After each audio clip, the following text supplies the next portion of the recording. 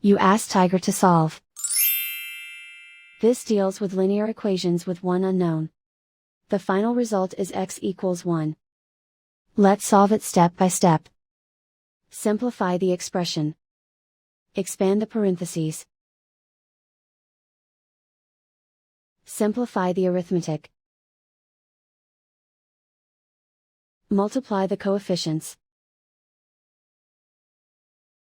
Expand the parentheses.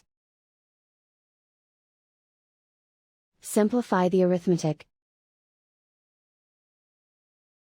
Multiply the coefficients.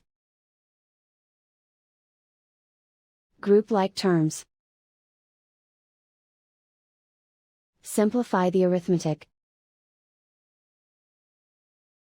Group all constants on the right side of the equation. Subtract 37 from both sides. Simplify the arithmetic.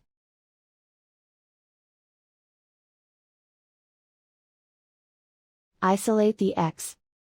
Divide both sides by -25. Cancel out the negatives. Simplify the fraction. Cancel out the negatives.